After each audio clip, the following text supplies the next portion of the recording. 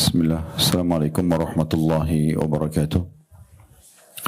Alhamdulillah, selalu saja lisan kita memuji Allah subhanahu wa ta'ala atas segala nikmat yang dilimpahkan kepada kita, dan selalu berulang-ulang kami ingatkan tentang nikmat Islam dan iman.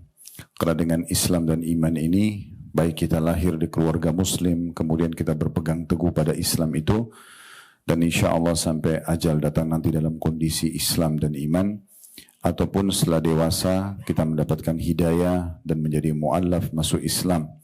Ini sebuah nikmat yang paling besar dalam kehidupan kita, karena dengan Islam dan iman kita diajarkan dan dipandu siapa pencipta alam semesta ini, yang sering kita sebutkan dengan namanya Allah. Lalu kemudian kita mengikuti buku panduannya yang telah diturunkan dari langit sana, Al-Quran, dengan segala macam hukum-hukum dan panduan hidup, serta informasi tentang umat sebelum kita, ataupun nanti di akhir perjalanan kehidupan dunia ini menuju ke akhirat, dan keadaan di akhirat sana semuanya sudah terinci. Dan juga kita dianjurkan agar memahami tujuan hidup kita apa, ya, kemudian juga apa yang boleh dari makanan, minuman, pakaian, pendapatan, pergaulan, dan apa yang tidak boleh. Semua itu adalah nikmat yang sangat besar menjadi seorang muslim. Berapa banyak orang-orang yang tidak mengenal Tuhannya Allah, sehingga akhirnya mereka menyembah sapi, menyembah gunung, batu, pohon, dewa-dewa, bintang-bintang, karena mereka tidak punya panduan hidup. Dan kita sebagai seorang muslim sudah dimanjahkan dan juga dipandu secara langsung kalau Tuhan kalian yang menciptakan alam semesta ini adalah Allah, dan Allah itu telah menurunkan kitab Al-Quran sebagai panduan hidup, telah mengutus utusannya Nabi besar Muhammad sallallahu alaihi wasallam yang dijadikan sebagai suri tauladan, sehingga kita dapat panduan selama hidup di dunia ini, dan juga tahu apa yang akan kita raih nanti di akhirat sana. Selain daripada itu tentu masih banyak nikmat yang lain, dari kesehatan, keturunan, pasangan hidup, kesempatan, dan segala macam hal yang Allah subhanahu wa ta'ala memerintahkan kita untuk menikmati sekaligus kita syukuri. Dan kalimat syukur hanya dengan mengucapkan Alhamdulillah. Oleh karena itu jadilah orang yang selalu mengucapkan kalimat mulia ini. Selanjutnya kita panjatkan salam hormat kita kepada utusan Allah Nabi besar Muhammad sallallahu alaihi wasallam, sebagaimana Allah telah mengucapkan salam hormat kepadanya, dan sebagaimana Allah juga perintahkan kita orang-orang beriman untuk mengucapkan salam hormat, sekaligus untuk membalas jasa 23 tahun dari masa hidup manusia terbaik ini dihabiskan untuk agama kita ini. 13 tahun fase Mekah semuanya dengan hinaan, cacian, puncaknya dari usir dari kampung halamannya Mekah. Dan kita tahu betapa pedihnya orang kalau diusir dari kampung halaman. Kemudian 10 tahun fase Madinah, semuanya penyempurnaan agama ini, sehingga akhirnya sampailah kepada kita dan bisa kita jadikan sebagai pegangan hidup kita. Baik Bapak Ibu sekalian, di awal pertemuan kita ini kita kembali mengingatkan kalau kita sedang membedah buku kecil yang ditulis oleh Amir bin Muhammad Al-Mudhari dan diberikan judul 31 Tuntunan Hidup Berkah dan Panjang Umur ala Rasulullah sallallahu alaihi wasallam. Artinya ada panduan-panduan dan tuntunan khusus menurut penulis, kurang lebih 31 poin, itu akan mendatangkan keberkahan, makna keberkahan, kecukupan dari semua apa yang kita rasakan dari nikmat, dan juga akan mendatangkan panjang umur sesuai dengan panduan Nabi alaihi salatu wassalam. Dan kita akan masuk insyaAllah pada kesempatan ini panduan atau tuntunan yang ketiga, masalah perbaikilah akhlakmu. Sebelumnya kita sudah membahas 2 poin. Yang terakhir sekali bulan lalu, tuntunan yang kedua, yaitu masalah silaturrahim. Silaturrahim. Dan sebelumnya lagi,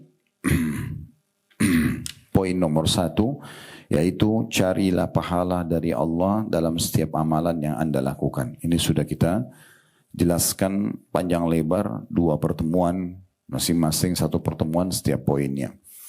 Baik Bapak Ibu sekalian, kita akan bicara pada hari ini dan siang ini, semoga Allah berkahi dan ikhlaskan niat tentang masalah akhlak. Akhlak ini ya semua orang secara alami sebenarnya begitu disebutkan akhlak atau karakter yang baik, mereka bisa faham.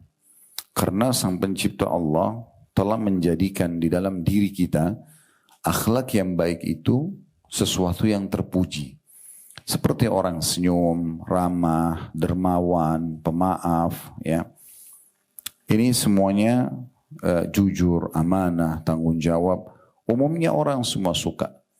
Dan juga kalau ada orang yang memiliki akhlak ini pasti akan terpuji di mata manusia. Sebaliknya, rivalnya atau lawannya yaitu akhlak yang buruk. Seperti berbohong, menipu, memukul, mencuri, menggibah, memfitnah. Dan apapun kira-kira yang tidak baik sebenarnya secara alami Allah buat kita pun tidak suka. Kita tidak suka interaksi sama pembohong, kita tidak suka interaksi sama penipu, orang yang suka mengganggu. Mohon maaf. Bahkan yang sederhana saja.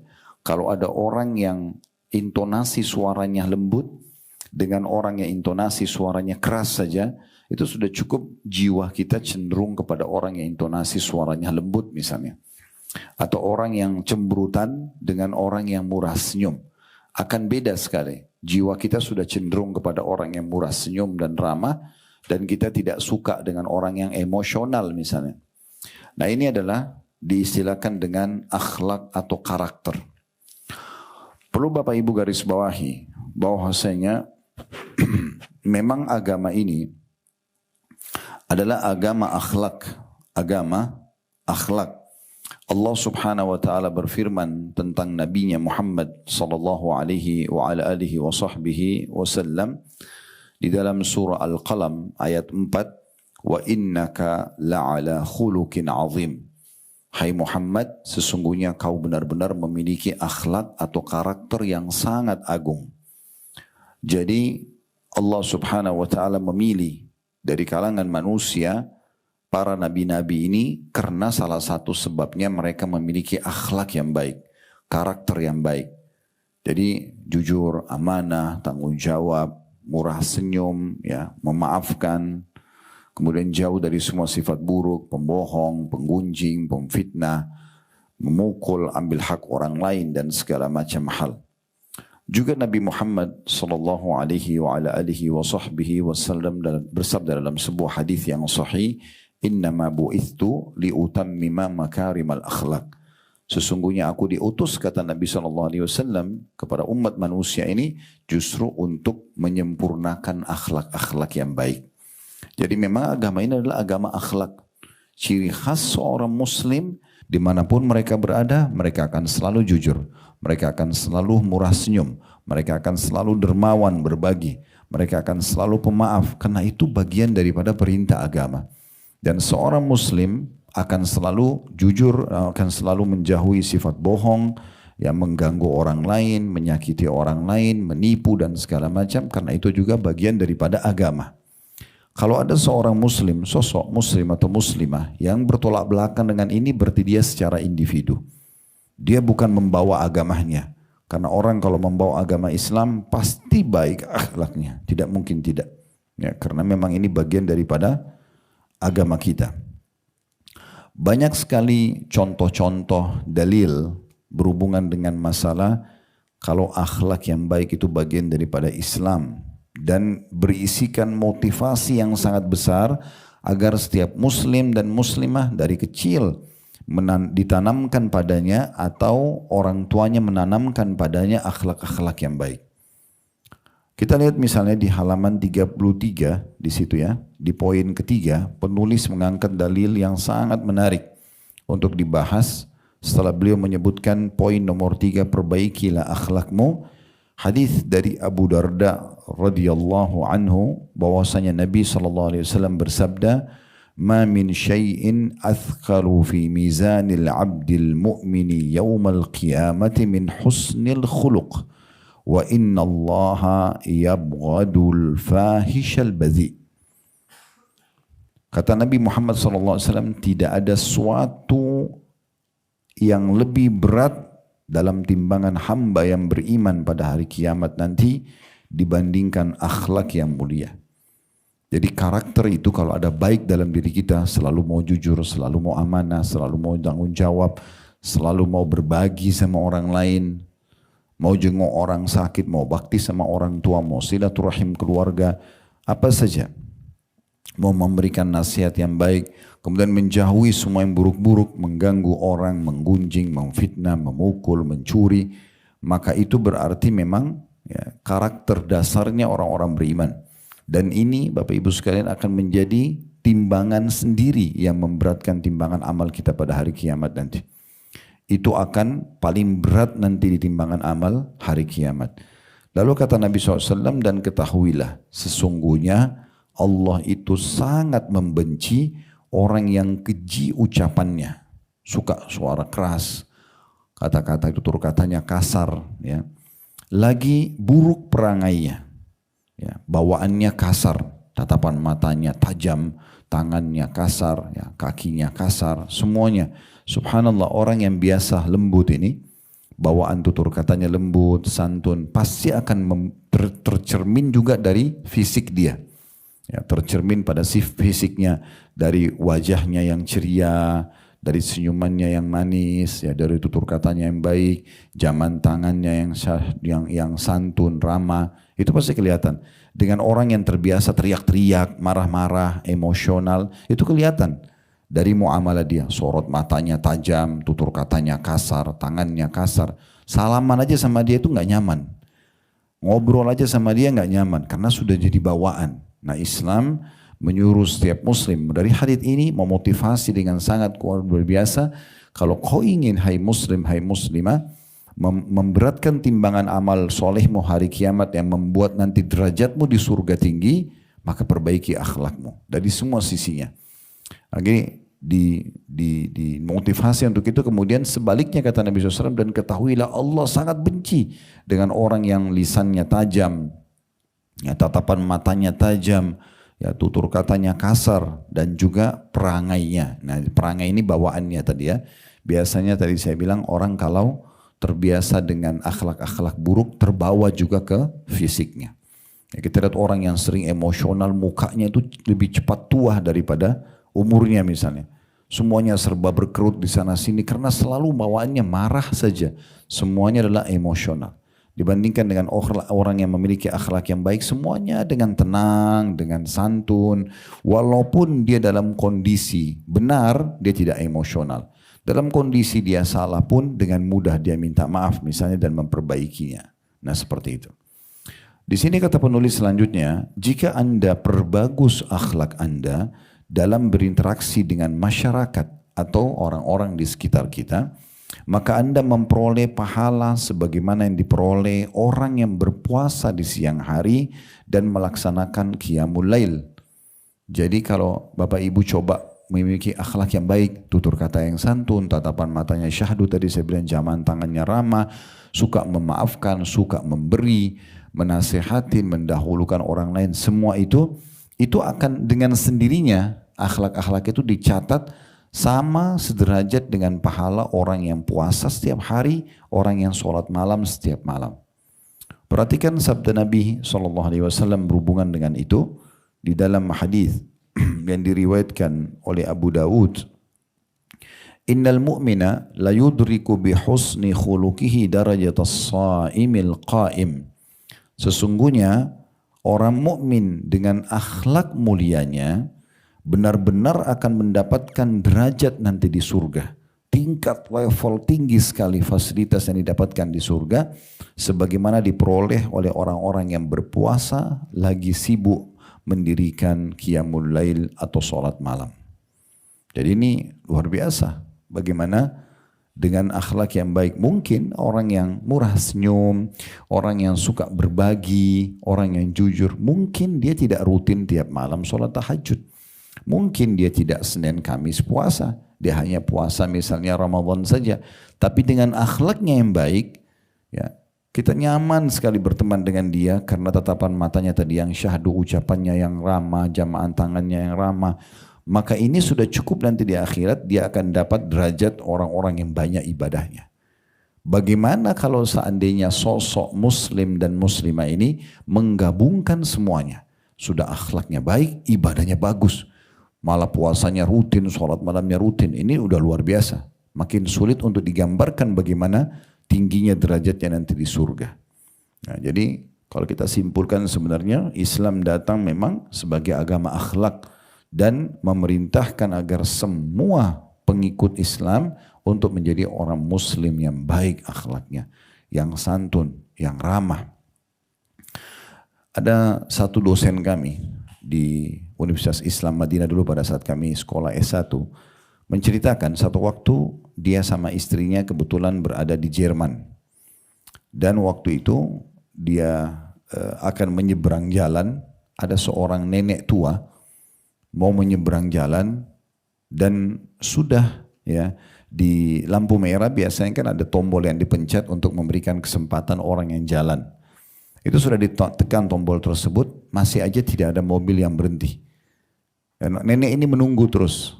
Sampai akhirnya dosen kami ini mengatakan saya sama istri saya akhirnya mendampingi si nenek tadi untuk menahan mobil-mobil sampai kami menyeberang. Tiba-tiba pada saat tiba di ujung jalan, kata si nenek itu, sesungguhnya apa yang saya lakukan ini hampir setiap hari terjadi pada saya. Maksudnya tidak ada mobil yang mau berhenti walaupun sudah jelas lampu yang nyala itu adalah lampu hijau untuk orang jalan kaki, yang lain harus berhenti. Mereka tidak mau sama sekali. Mungkin kalau saya adalah seorang gadis yang seperti dulu, saya masih gadis, masih lincah, masih cantik, belum keriput seperti sekarang, mungkin mobil-mobil itu akan memberikan saya kesempatan untuk jalan. Tapi saya ingin tanya, kalian ini siapa? Kalian tidak kenal saya, kenapa kalian membantu saya untuk menyeberang? Maka kata dosen kami adalah orang Muslim yang datang dari Arab Saudi, kebetulan kami bertamu di negeri Anda ini, dan kami tadi melihat bahwasanya Anda butuh untuk dibantu untuk bisa menyeberang jalan, dan kebetulan kami juga ingin menyeberang, dan agama kami memerintahkan itu. Tiba-tiba nenek itu menangis dan mengatakan betapa indahnya agama kalian itu. Jadi memang secara alami seorang Muslim itu selalu mau terbawa dengan karakter yang baik itu. Ya memang sudah seperti itu. Kecuali orang yang rusak betul-betul karakternya dari kecil, memang orang tuanya dan lingkungannya merusak dia, dilatih untuk terbiasa bohong, kasar, pelit dan segala macam, maka itu berbeda. Kita akan bicara individu dia saja, tidak akan membawa agama, karena kalau agama pasti akan membawa kepada hal yang sangat baik. Ini cukup banyak contoh-contohnya berhubungan dengan masalah ini. Sekarang cukup banyak di YouTube, di Instagram, orang-orang yang mengadakan eksperimen. Di antara eksperimen yang pernah saya nonton, cuplikannya dan itu menyebar. Saya tidak usah sebutkan nama-nama channelnya, tapi ini banyak sekali menyebar. Ada beberapa orang sengaja ingin membandingkan antara akhlak kaum muslimin dengan akhlak orang-orang non-muslim.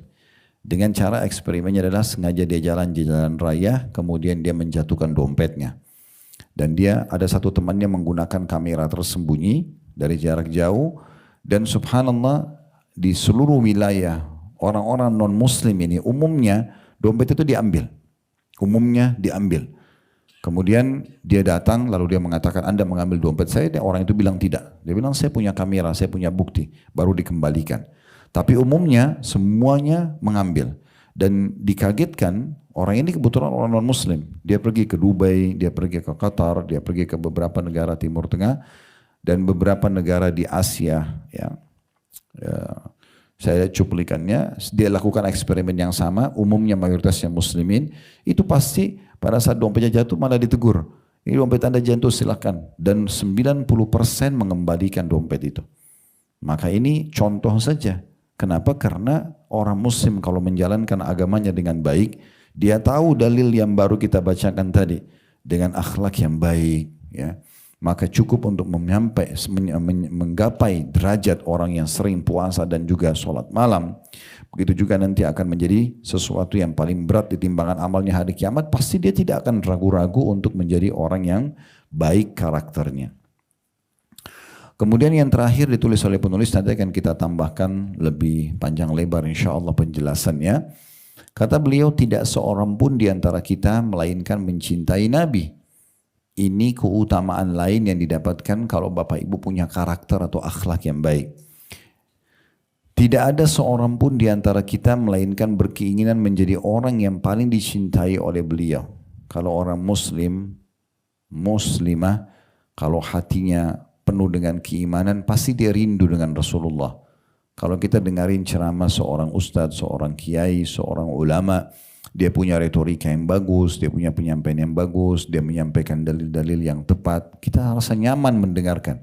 Saya kadang-kadang kalau dengarin ceramah-ceramah para ulama di Timur Tengah misalnya, rasanya nggak mau berhenti mendengarkan ceramah mereka karena petua-petua mereka itu sangat indah untuk didengar, membuat kita nyaman aja, kita kayak masuk ke alam penyampaian dia. Itu kalau figur manusia biasa. Bagaimana kalau yang kita dengarkan langsung Rasulullah Sallallahu Alaihi Wasallam, yang semua sahabat menggambarkan bagaimana akhlak Nabi SAW.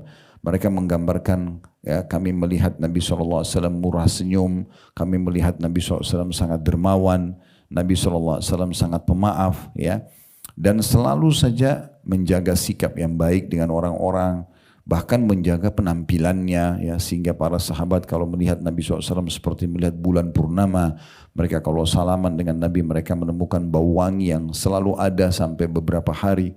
Nabi SAW tidak pernah menolak siapapun yang datang minta tolong, dengan sekian banyak akhlak yang luar biasa sebagaimana Allah gambarkan dalam surah Al-Qalam ayat 4 tadi, wa innaka la'ala khuluqin azim. Sesungguhnya engkau hai Muhammad benar-benar memiliki akhlak yang sangat mulia. Berarti ini memang menandakan Nabi SAW adalah orang yang sangat mulia akhlaknya. Kalau Bapak Ibu ingin bersama Rasulullah, karena di dunia kita nggak bisa, di akhirat ingin bersama beliau, ingin selalu melihat beliau, ingin ngobrol sama beliau, interaksi dan dekat dengan beliau di surga, maka kuncinya punya akhlak yang baik. Itulah yang dijelaskan di sini oleh penulis. Tidak ada seorang pun di antara kita melainkan mencintai Nabi. Tidak ada seorang pun di antara kita melainkan berkeinginan menjadi orang yang paling dicintai oleh beliau. Tidak ada seorang pun di antara kita melainkan ingin menjadi orang yang paling dekat majelisnya dengan beliau pada hari kiamat nanti. Dan mengenai sarana untuk menuju hal itu agar kita dekat dengan Nabi SAW di akhirat, bertetangga dengan beliau, selalu ada di depan beliau, duduk majlis dengan beliau di akhirat nanti di surga adalah panduannya sabda Nabi SAW. Yang berbunyi inna min ahabbikum ilayya wa akrabikum minni majlisan yaumal qiyamati ahasinukum akhlaqa. Ketahuilah kata Nabi SAW, orang yang paling aku cintai di antara kalian dan yang paling dekat nanti majlisnya denganku pada hari kiamat ialah orang yang paling luhur akhlaknya di antara kalian. Berarti dengan akhlak yang baik, selain kita akan mendapatkan derajat yang tinggi di surga, kita juga akan bersama dengan Nabi SAW nanti bermajlis dengan beliau di surga sana. Ini luar biasa, ya, suatu kelebihan yang luar biasa. Baik, itu tadi apa yang ditulis oleh penulis. Sekarang kita lebih panjang lebar masuk penjelasan tentang masalah akhlak, ya. Di antaranya hadis Nabi SAW dengan sanad hasan. Kalau tadi hadis-hadis yang kita baca di buku, kalau Bapak Ibu mau kembali ke perawi atau siapa yang meriwayatkan hadis, semua ada footnote-nya, ya. Ada angka kecil di sebelah hadis, di bawah ada ditulis hadis riwayat siapa. HR berarti hadis riwayat, di sebelah yang disebutkan Tirmidzi, Abu Dawud, Ibnu Majah dan seterusnya. Nah, sekarang yang saya sampaikan ini adalah tambahannya. Ada sebuah hadis diriwayatkan Abu Dawud dan Ibnu Majah dan hadis ini hasan.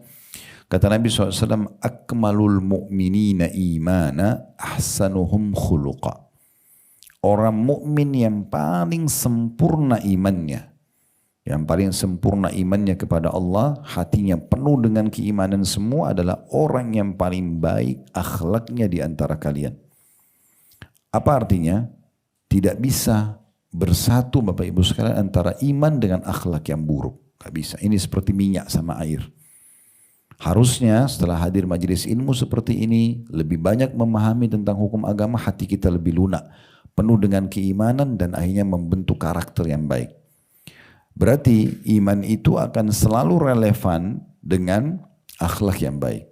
Makin bagus imannya, berarti makin baik akhlaknya. Makin santun, makin ramah, makin dermawan, makin jujur, makin amanah dan seterusnya.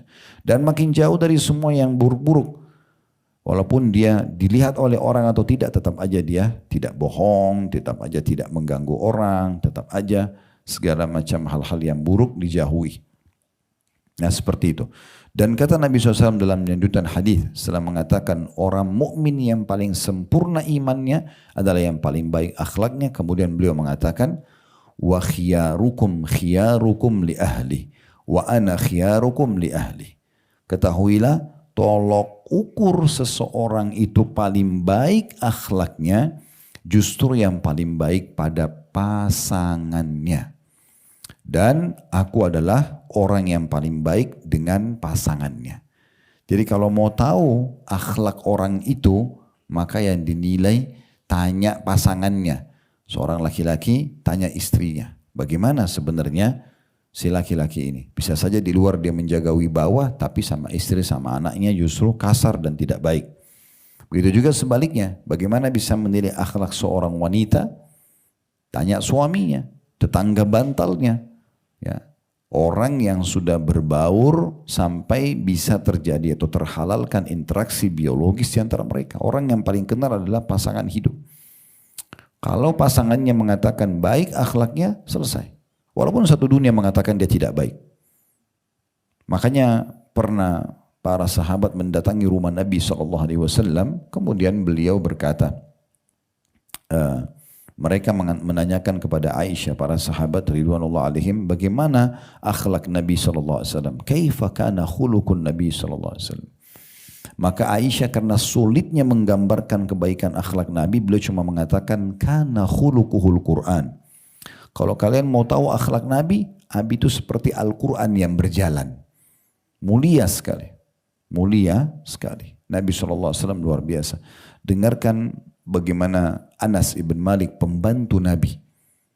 Ini Anas ibn Malik, ibunya bernama Ummu Sulaim. Waktu Nabi SAW hijrah ke Madinah, maka Ummu Sulaim ini saking cintanya sama Nabi, sama agama ini, dia bawa anaknya yang bernama Anas. Dia mengatakan, ya Rasulullah, ini Anas, anak saya, biarin jadi pembantu Anda.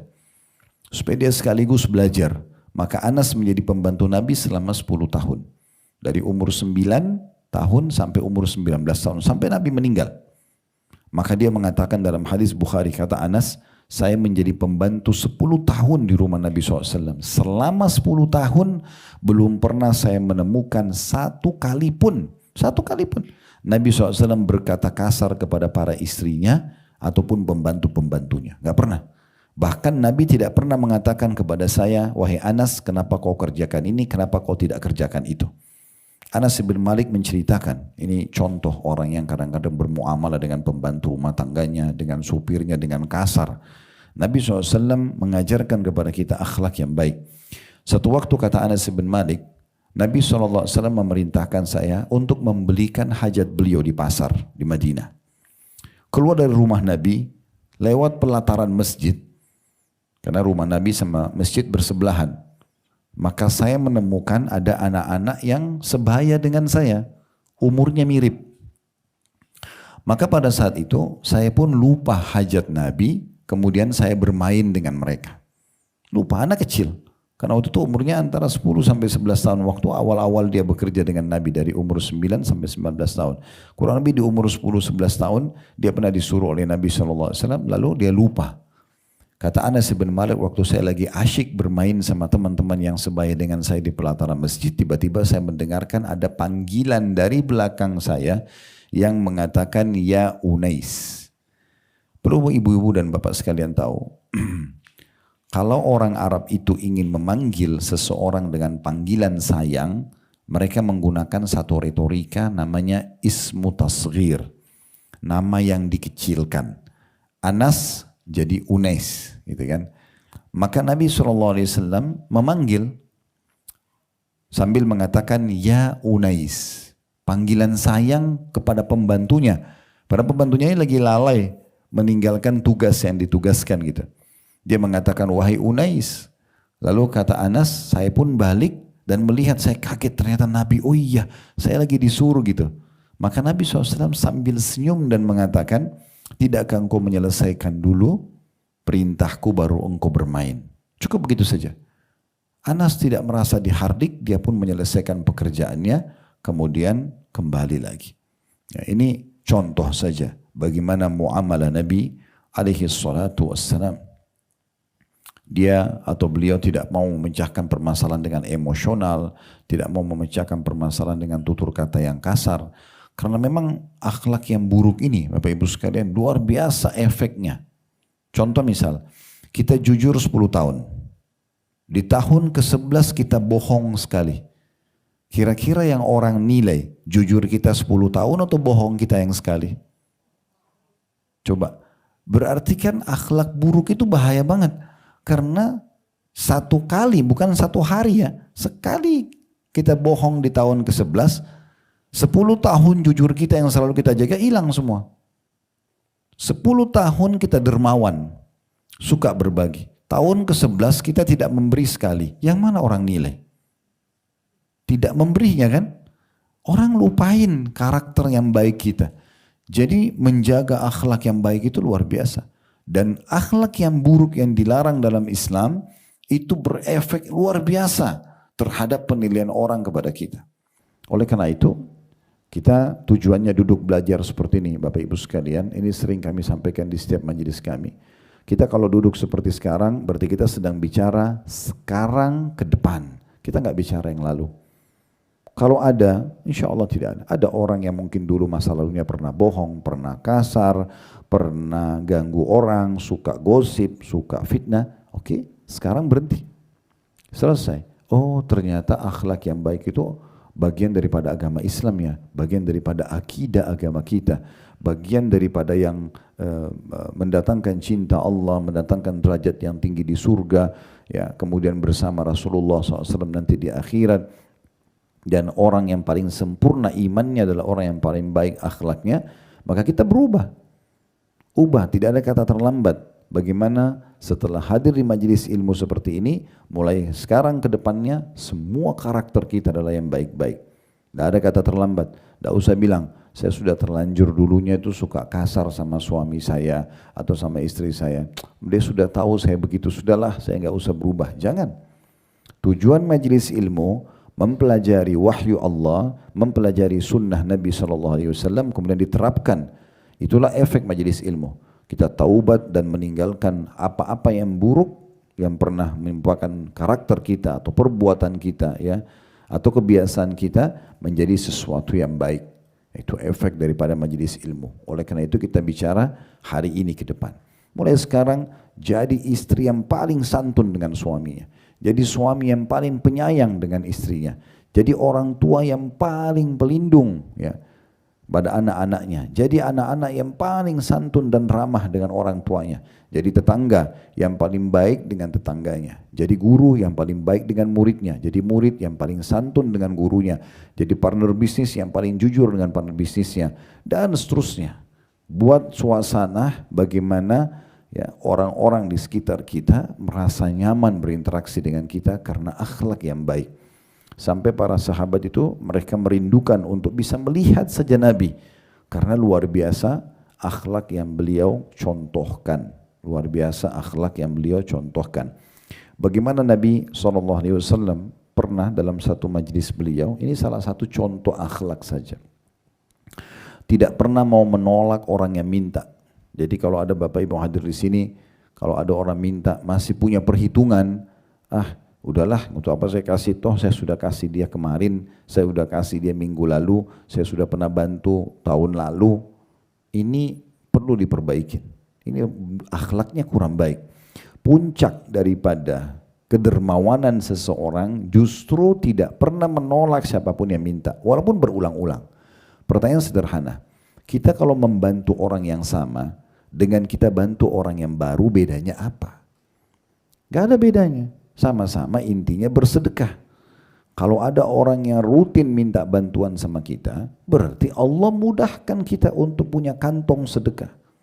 Jangan ikuti bisikan syaitan untuk menilai, ini kan orang sudah saya bantu. Seakan-akan bisa mencari orang lain. Mungkin orang ini pada saat kita sudah bantu, itu adalah amal terakhir kita. Mungkin kita meninggal setelahnya. Kenapa enggak maksimalin aja? Apalagi kalau punya hubungan kerabat dengan kita.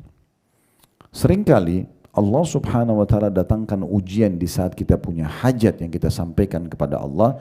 Justru dengan datangnya ujian-ujian seperti ini, kita minta disembuhin penyakit, kita minta dimudahin urusan misalnya sama Allah, maka Allah datangkan ada satu kerabat yang minta bantuan.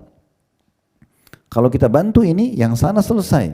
Tapi kadang-kadang kita malah dibisikin oleh syaitan, ini orang gak tahu diri, saya udah susah malah minta bantuan.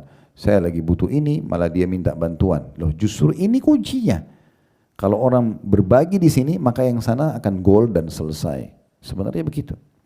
Makanya Nabi SAW contohkan, Bapak Ibu sekalian, salah satu contoh akhlak yang baik, beliau tidak pernah menolak orang lain yang minta. Sehingga tidak ada celah orang menilai negatif kepada beliau. Satu waktu beliau lagi duduk dalam majlisnya di masjid, dan ada orang yang membawakan beliau banyak sekali kurma, berkeranjang-keranjang, banyak sekali. Baru dipetik, ranum sekali buahnya. Maka pada saat itu, Nabi SAW belum menikmati satu butir pun. Ada orang yang datang minta. Maka Nabi SAW kasih. Dan Nabi SAW ini orangnya dermawan sekali. Bukan dikasih 2-3 butir, satu keranjang dikasih. Pergi orang itu, datang orang kedua, dikasih lagi. Sampai sekian banyak keranjang kurma itu habis semua dibagikan. Ternyata setelah dibagikan semuanya, Nabi SAW belum nikmatin. Ada satu orang datang, kemudian masih minta. Nabi SAW terlihat dari raut wajah beliau sedih, karena nggak punya apa-apa lagi untuk kasih. Beliau juga tidak mau minta kepada para sahabatnya, untuk ayo kasih saya supaya saya kasih mereka. Karena beliau sudah memang tidak membuka pintu mengemis ya, minta. Maka Umar bin Khattab radhiyallahu anhu yang merupakan sahabat Nabi sekaligus mertua Nabi, beliau melihat raut wajah Nabi sedih, beliau mengatakan, ya Rasulullah, Allah tidak bebankan Anda di atas kemampuan Anda. Tadi Anda sudah bantu banyak sekali orang, sampai habis semua kurma yang Anda miliki. Kenapa sekarang harus bersedih? Karena tidak bisa bantu satu orang. Nabi SAW tetap diam, enggak menanggapi Umar. Di sebelah Umar ada Ali bin Abi Thalib, sepupu Nabi sekaligus juga anak mantu Nabi. Dan nanti di akhir hidup Umar, Umar akan menjadi anak mantunya Ali karena menikah dengan Ummu Kalthum, anaknya Ali radhiyallahu anhu majma'in. Yang jelas Ali mengorek kantongnya karena melihat Nabi seperti masih berharap mau bantu orang itu. Dikorek, ternyata ditemukan ada 3 dirham, sedikit uang. Maka Ali mengatakan, ya Rasulullah, ini masih ada 3 dirham, silakan Anda kasih siapa saja yang Anda inginkan. Maka tiba-tiba wajah Nabi senyum, ceria sekali. Lalu beliau bersabda dengan sabda beliau yang masyhur, bihadza umirtu, begini aku diperintahkan. Begini aku diperintahkan. Pokoknya selama mampu kasih orang lain. Bapak Ibu pernah dengar enggak hadis Bukhari tentang seorang ibu yang sangat miskin, Allah masukkan ke dalam surga hanya karena mendahulukan anaknya makan. Dalam sebuah hadis sahih kata Aisyah radhiyallahu anha, pernah ada satu ibu masuk ke rumahku, kemudian dia bersama dengan 2 anak perempuannya. Pada saat itu, kata Aisyah, dia minta makan. Karena miskin, tidak ada makanan. Kata Aisyah, saya tidak punya kurma kecuali 3 butir. Saya berikan ke ibu itu 1, lalu ketiga-tiganya, lalu ibu itu mengambil 1 dan dia memberikan anaknya masing-masing 1. Sambil ngobrol, rupanya anaknya yang 2 ini sudah memakan kurma mereka. Dan mereka masih minta kurma ibunya. Apa yang terjadi? Kata Aisyah, saya kagum dengan sikap ibu ini, padahal dia pun lapar, dia miskin. Harusnya dia butuh untuk dia makan buat dirinya sendiri, tapi dia punya akhlak yang mulia, dia potong kurma yang dia milikin bagi 2, dikasih kepada anaknya. Kemudian anaknya pun kedua makan tanpa, karena masih anak-anak, tidak pikirin ibunya lapar kah tidak. Ibunya pun memberikan karena bentuk kasih sayang dan akhlaknya yang baik. Setelah selesai, mereka pamit pergi. Kata Aisyah, saya kagum dengan sikap ibu ini. Lalu saya tanya kepada Nabi SAW, ya Rasulullah, tadi ceritanya ada seperti ini nih. Apa kata Nabi SAW? Sungguh akhlak dan sikap ibu itu kepada kedua anaknya cukup untuk membawanya masuk ke dalam surga. Hanya kasih kurma, kasih duluan ke anak.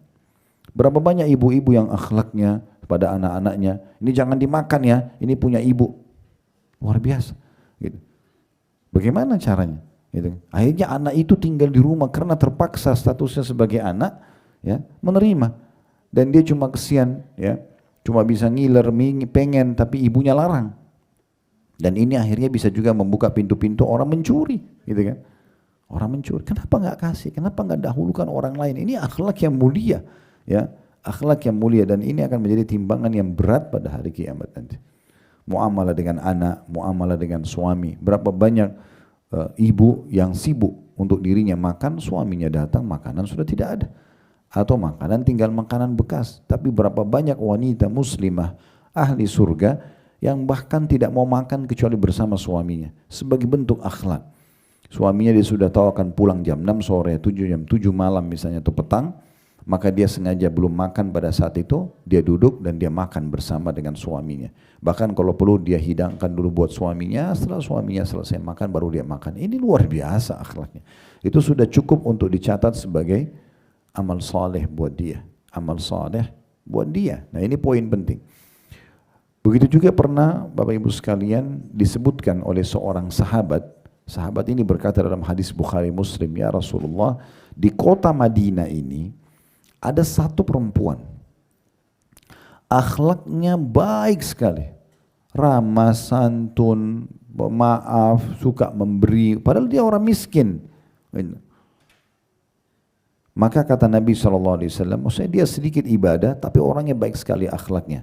Kata Nabi SAW, sungguh dia termasuk ahli surga. Lalu kata sahabat ini, ya Rasulullah, dan di Madinah ini ada satu wanita tidak pernah ketinggalan puasa sunnah, tidak pernah ketinggalan sholat tahajud, tapi lisannya menyakitkan, kasar kalau ngomong, tidak baik akhlaknya. Kata Nabi SAW, la khaira fiha hiya finnar. Tidak ada kebaikan pada wanita itu dan dia termasuk penghuni neraka. Walaupun tiap malam sholat tahajud, walaupun selalu saja ya, puasa di siang hari, Senin, Kamis, Ayyamul Bid, tapi setiap ketemu orang lari karena lisannya tajam sekali. Suka menyakiti orang. Kata Nabi SAW, tidak ada kebaikan pada wanita itu. Termasuk ahli neraka. Yang pertama tadi, biasa saja sebenarnya ibadahnya. Mungkin tidak rutin Senin Kamisnya, tidak rutin sholat malamnya, tapi baik sekali akhlaknya. Maka ini luar biasa. Cukup untuk membawa mereka ke dalam surga. Kita harus bersyukur Bapak Ibu sekalian. Kita dilahirkan di negeri yang tercinta ini. Semoga Allah jaga persatuan, kesatuan kita, kemerdekaan kita. Dan juga Allah jaga. Secara umum kita terkenal memiliki akhlak yang baik. Secara umum. Itu biasanya kami dengarkan di musim haji. Biasanya para petugas tentara, polisi yang ditugaskan oleh pemerintah Saudi. Atau orang-orang yang ada di sana. Mereka sering memuji. Oh kalau orang Indonesia baik-baik menurut mereka. Mungkin masih banyak yang kurang dari kita. Tetapi ada penilaian umum orang dibandingkan orang dari Afrika yang suka kasar, dibandingkan orang ya dari beberapa negara yang susah sekali untuk diatur, gitu kan. Maka ini berarti memiliki hal yang baik. Tinggal bagaimana kita jaga itu. Ada satu pengusaha dari Aljazair, Algeria ya. Datang ke Jakarta, saya dikenalkan oleh seseorang, dia rupanya punya rintun untuk dimasukkan ke perusahaan-perusahaan handphone, ya, RBT biasa ya. Jadi kalau nada panggil terus keluar apa ya, ada tilawah Al-Quran, ada potongan ceramah, kami pun punya ada itu ya di beberapa provider ini. Yang jelas dia datang, kemudian saya kenalan lah. Pertama kali dia dari Afrika datang ke Indonesia, itu dia luar biasa dia membahas saya. Yang satu hal yang saya tidak bisa menilai, mendapatkan di negeri saya, bagaimana ada kesantunan orang-orang Indonesia, dia ngomong gitu. Saya coba tanya, seperti apa maksudnya kesantunan? Dia ambil contoh, dia bilang kalau di Jakarta begitu luar biasa macetnya, ya orang kebanyakan lebih bersabar, tidak banyak yang klakson. Mungkin kalau di negara saya ini sudah klakson semuanya, macet sedikit saja. Walaupun mungkin dia belum tahu kalau ini sudah jadi kebiasaan kita di Indonesia. Jakarta terutama memang macet tiap hari. Jadi ngambek pun nggak mungkin ada manfaatnya. Tapi orang bisa menilai itu sebuah karakter yang baik. Memang saya waktu hidup di Madinah, di kota Rasulullah SAW itu kalau mungkin karena mereka tidak biasa macet ya. Sedikit aja macet, udah klaksonnya luar biasa gitu. Mengagetkan memang. Kemudian juga ada satu orang yang di kantor, saya minta tolong bantuin bawa beliau mau kemana saja diantar gitu. Dan setiap kali kalau ngomong sama tamu ini tidak melihat ke wajahnya, kebetulan posisi beliau sebagai driver, maka dia cerita sama saya, Ini dari mana mereka dapatkan akhlak ini? Santun sekali kalau ngomong segala macam. Biasanya orang kalau supir-supir itu kasar kalau ngomong dan segala macam. Dan contoh-contoh dalam hal ini banyak sekali. Ini tentu bukan buat kita membanggakan diri atau kita riak, tidak. Tapi ada satu hal yang baik dari penilaian internasional kita ambil di musim haji buat orang, buat kita itu sangat bagus itu. Tinggal kita bagaimana pertahankan gitu ya. Orang Indonesia katanya kalau disuruh antri, mereka mau antri. Walaupun sebenarnya mulutnya gerutu juga. Ya. Tetapi masih mau diatur dibandingkan dengan orang-orang Afrika. Nah ini satu hal yang sangat baik yang harusnya kita bisa pertahankan. Baik, kita akan masuk ke pendapat para ulama tentang masalah akhlak yang baik. Seperti apa sih mereka menggambarkan akhlak yang baik itu? Imam Hasan Basri rahimahullah, salah satu ulama tabi'in berkata, husnul khuluq al-karamu wal-badlatu wal-ihtimalu. Artinya akhlak yang baik adalah ramah. Itu nomor satu yang beliau nilai, ramah sekali. Kalau bertutur kata itu santun, ramah ya. Kemudian diikuti keramahan dalam bertutur kata itu dengan badlah, itu kedermawanan, suka memberi, suka mendahulukan orang lain. Kemudian wal-ihtimal, menahan emosi. Mohon maaf. Ini adalah penyampaian Hasan Basri tentang akhlak itu sendiri. Yaitu sekali lagi al-karamu artinya ramah, kemudian badlah, wal badlah artinya dermawan, suka memberi, wal ihtimal artinya menahan emosi. Asy-Syu'bi, salah satu ulama yang lain, mereka atau beliau memberikan gambaran tentang akhlak al-badlatu wal-atiyatu wal-bishrul hasan wa kana asy-Syu'bi kadzalik. Beliau mengatakan akhlak yang baik adalah al-badlah, dimulai dari kedermawanan. Jadi kalau kita lihat definisi atau penyampaian Hasan Basri dan ya Al-Syu'bi hampir sama ini di sisi kedermawanan, suka memberi. Artinya kalau ada orang di antara kita masih perhitungan, kalau mau memberi, berbagi di jalan Allah, berarti itu masih jauh dari akhlak yang baik. Ya. Jadi suka memberi, dan ingat puncak daripada kedermawanan pemberian adalah tidak pernah menolak siapapun yang dia orang minta dia kasih, kecuali dalam satu keadaan kita tahu orang itu akan melakukan apa yang kita berikan kemaksiatan kepada Allah, baru kita tidak beri. Misalnya dia pakai mabuk, judi dan segala macam. Tapi kalau selain daripada itu kita selalu memberi. Maka kata Asy-Syu'bi al-badlah, khuluqul hasan, akhlak yang baik adalah yang pertama kedermawanan. Kemudian wal-atiyah, suka memberi. Sebenarnya al-badlah wal-atiyah ini mirip ya. Cuma al-badlah itu dermawan secara umum, kemudian al-atiyah artinya suka memberi sesuatu yang lebih. Jadi kalau misalnya ada orang minta segelas air, dia mungkin menyiapin satu teko, ya. Nah itu diistilahkan dengan atiyah. Ada satu ulama, sedikit saya sisipin cerita di sini, nanti kita kembali ke lanjutannya. Syekh bin Baz rahimahullah, seorang ulama mufti Saudi yang beliau sudah meninggal. Beliau subhanallah diuji sama Allah, matanya buta tapi karena ilmunya yang luas menjadi muftinya Saudi. Yang jelas Syekh bin Baz rahimahullah ini pernah didatangi oleh seseorang yang minta bantuan sama beliau. Minta bantuan.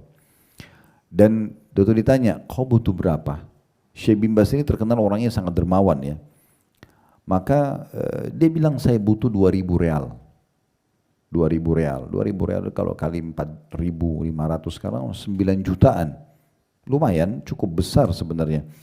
Maka Syekh bin Baz menyuruh sekretarisnya, karena beliau buta, tuliskan, dicek buat orang ini 2.000 real. Nah biasanya kan ditulis hurufnya 2.000, angkanya 2.000 real, 2 0-nya 3, kemudian ditulis dalam bentuk huruf kan 2.000 real. Subhanallah, orang yang minta bantuan ini, waktu dia menuju ke bank untuk mencairkan 2.000 real, syaitan bisikin dia ingin melakukan kecurangan. Apa yang dia lakukan? Dia ambil pulpen, 2.000 real itu ditambah 1 nol. Berarti jadi berapa? 20.000. Kalau 2.000 real itu 9 juta. Kalau 20.000 itu 90 juta. Tapi kuasa Allah, orang yang jahat ini, orang menipu biasanya, dia ada saja celah yang dia tidak sadar kalau itu kebongkar nantinya. Dia tambah 1 0, tapi dia nggak ubah tulisan di bawahnya, kan ada 2.000 real. Harusnya kan 20.000 real gitu kan. Dibawalah ke bank, orang banknya kenal Syekh bin Baz. Karena ini mufti Saudi, ulama besar, kalau kita seperti ketua MUI-nya ya. Kemudian kepala banknya telepon kepada Syekh bin Baz, Syekh ada kejadian begini, apakah anda benar mengirim cek dengan angka 2.000 atau 20.000? Kata Syekhnya 2.000. Kata dia, orang yang bawa ini sepertinya dia curang, dia menambahkan 1 0, jadi ada 20.000, di bawahnya tetap tertulis 2.000. Kata Syekh bin Baz, baik, tunggu saya datang. Kira-kira apa yang di benak anda Bapak Ibu sekalian? Apa yang kira-kira Syekh bin Baz akan lakukan? Orang ini mau curang nih. Udah dibantu, ini bantunya bukan kecil, 2.000 real 9 juta. Orang biasa bantu mungkin 100 real, 50 real gitu kan. Ya 100 ribu, 200 ribu itu umum orang bantu. Tapi ini sudah dikasih 2.000 real 9 juta, dia masih ubah untuk dapat 90 juta. Kan ini berarti dia mau nipu, mau ngambil uangnya Syekh bin Baz dari rekening itu kalaupun berhasil dia ambil. Apa yang terjadi Bapak Ibu sekalian? Apakah Syekh bin Baz mungkin seperti yang kita bayangkan? Marah sama orang itu, penjarakan, laporkan dia? Subhanallah, Syekh bin Baz datang, dia tidak tegur orang itu, dia minta ceknya tadi, kemudian dimusnahkan, dirobek, dikeluarin cek baru, ditulis 20.000 real. Dikasih betul 20.000 real. Lalu dia bilang sama sekretarisnya, kita belum tahu kebutuhan saudara kita ini. Mungkin dia butuh 20.000 real, diganti 20.000 real dikasih, lalu dia pergi. Dia nggak marahin orang tersebut, apa. Coba, ini luar biasa tingkat kedermawanan yang susah untuk digambarkan, gitu ya. Nah itu diistilahkan dengan atiyah. Kalau ada orang mau memberi lebih daripada kebutuhan, ya, orang hanya minta sepiring nasi, kita siapin dengan lauknya, kita siapin dengan air putih, dengan jusnya kita bungkusin, itu semua namanya atiyah. Ya, ini masuk dalam akhlak yang baik, ya, suka memberi, tapi memang lebih daripada kebutuhan atau di atas kebutuhan itu. Jadi contoh misalnya yang lain supaya jelas, misal Bapak Ibu punya tetangga datang, atau ada orang datang ke depan rumah kita minta, orang miskin. Kalau orang yang biasa-biasa saja standar, ya udah dia kasih saja. Bu, Pak, tolong bantu saya, baik ini 100.000, pergilah orang tersebut. Ini masih biasa, standar sekali. Bagaimana kira-kira kalau kita mau bicara definisi al-atiyah tadi? Orang yang suka memberi lebih, maka dia mengambil data orang itu. Ibu tinggal di mana? Oh tinggal di sini. Dia coba ikut, dia lihat rumahnya, dia lihat kondisinya. Oh ternyata rumahnya ini tinggal di pinggir kali, cuma pakai kain atau terpal. Oke, dia coba carikan tempat, dia berikan tempat yang layak, kemudian anak-anaknya disekolahkan misalnya, kemudian dia memenuhi kebutuhan, mesti kesehatan, misalnya sakit. Nah itu yang namanya atiyah. Orang yang datang memang menyelesaikan perkara seseorang sampai orang itu sudah tidak tahu lagi harus bilang apa karena kebaikan kita. Nah seperti itu yang dimaksud. Ini yang Asy-Syu'bi mengatakan. Jadi akhlak yang baik adalah al-badlah, sifat dermawan secara umum, dan atiyah, suka memberi dan melampaui batas dalam masalah ini. Memang lebih daripada kebutuhan orang tersebut, ya. Bahkan dijadikan orang-orang yang tidak mampu ini sebagai kantong pahala buat dia. Kemudian dia mengatakan wal bishrul hasan, dan kegembiraan, ya, pada orang lain, atau memberi kegembiraan pada orang lain, menggembirakan orang lain, menyenangkan hati orang lain. Ini bagian daripada akhlak. Kata Nabi SAW dalam hadis yang sahih, sesungguhnya amal yang paling Allah cintai adalah memasukkan kegembiraan dalam hati seorang muslim. Nah ini amal yang luar biasa. Ini bagian daripada akhlak. Jadi menggembirakan suami, menggembirakan istri, menggembirakan anak, orang tua, mertua, ipar, saudara, kerabat, tetangga, siapa saja. Semuanya kita buat gembira, maka itu adalah amal yang paling Allah cintai. Bahkan kata Nabi SAW, la tahkiranna minal ma'rufi syai'a, jangan pernah kalian hitung-hitung amal walaupun itu kecil, selalu kerjakan. Walau antalqa akhaka biwajhin talq, walaupun engkau bertemu dengan saudaramu dalam kondisi wajahmu senyum atau ceria. Ini termasuk bagian daripada akhlak. Kemudian yang menukil kisah ini mengatakan, dan ketahuilah Asy-Syu'bi yang menjelaskan tentang akhlak tadi, beliau begitu orangnya. Dermawan, suka memberi dan memenuhi kebutuhan apapun yang minta tolong, dan suka memasukkan kegembiraan dalam hati seseorang. Selanjutnya Abdullah bin Mubarak, kita sudah jelaskan perkataan Hasan Basri, kita sudah jelaskan perkataan Asy-Syu'bi, sekarang kita masuk perkataan Abdullah bin Mubarak rahimahullah. Abdullah bin Mubarak mengatakan tentang akhlak, huwa bastul wajh wa badlul ma'ruf wa kafful adza. Akhlak yang baik adalah, beliau mengatakan, bermuka manis, suka senyum, ramah, ya. Semua orang kalau lihat ke wajahnya itu merasa nyaman, ya, karena memang jauh dari sifat emosional, ya.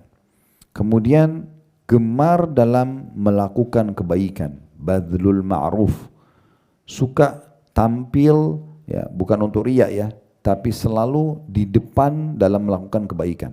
Ada ajakan untuk donasi, dia yang paling pertama. Ada ajakan untuk gotong royong, dia yang paling pertama. Ada ajakan untuk jenguk orang sakit, dia yang paling pertama. Pokoknya dia selalu ada di depan. Nah, itu namanya badl ma'ruf. Kemudian yang ketiga, waqaful adza, dan menahan diri dari menyakiti orang lain. Nah, ini berarti bagian daripada akhlak menurut, ya, Abdullah bin Mubarak rahimahullah. Bastul wajh, murah senyum, mukanya manis, ya. Sama siapa saja, mau orang kaya, mau orang miskin, semua sama, bagi dia selalu saja baik. Kemudian badlul ma'ruf, ya, suka sekali melakukan kebaikan-kebaikan dan selalu berada terdepan dalam melakukan kebaikan tersebut. Kemudian kaful adza, juga menahan diri dari menyakiti orang lain. Menyakiti orang lain. Jadi semua bisikan syaitan yang membuat kita mau ganggu orang, berhenti, nggak ada. Semua yang bisa menyenangkan orang, oke. Nah, seperti itu. Kita tinggal kontrol diri saja supaya tidak terganggu dengan bisikan-bisikan syaitan.